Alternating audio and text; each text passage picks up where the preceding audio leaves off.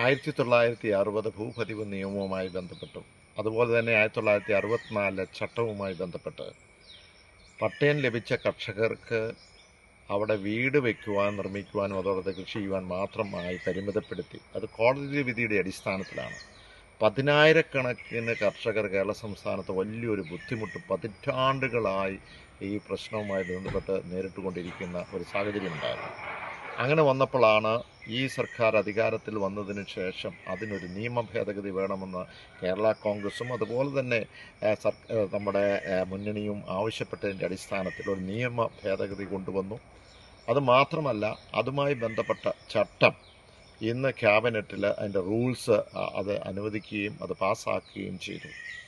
അതോടുകൂടി ഒരു മുഹൂർത്തമാണ്, ഒരു ചരിത്ര സംഭവമാണ്. കാരണം പതിറ്റാണ്ടുകളായി കിടന്നിരുന്ന വിഷയമുണ്ടായിരുന്ന അതിനൊരു പരിഹാരം കാണുവാൻ കഴിഞ്ഞു. നേരത്തെ ഇപ്പോൾ നമ്മൾ വീടും അതുമായി ബന്ധപ്പെട്ട നാട്ടുകാർക്ക് വേണ്ടി സ്കൂള്, കോളേജ്, ആശുപത്രി, അതോടൊപ്പം ചില നിർമ്മാണങ്ങൾ വീടുമായി ബന്ധപ്പെട്ടൊക്കെ ചെയ്യുമ്പോഴും അതെല്ലാം നിയമവിരുദ്ധമായി മാറിയിരുന്നു ഈ കോടതി വിധിയുമായി ബന്ധപ്പെട്ട്. ഇന്ന് അത് ഈ റൂൾസ് പ്രകാരം അതെല്ലാം പരിഹരിക്കാൻ കഴിഞ്ഞു എന്നുള്ളത് വളരെ സന്തോഷമുണ്ട്. ഞാൻ പ്രത്യേകം ഇടത് സർക്കാരിനെ അനുമോദിക്കുന്നു. അതോടൊപ്പം തന്നെ മുഖ്യമന്ത്രിയെയും ഇതിന് നേതൃത്വം കൊടുത്ത എല്ലാവരെയും ഞാൻ പ്രത്യേകം നന്ദിയോടെ ഓർക്കുന്നു.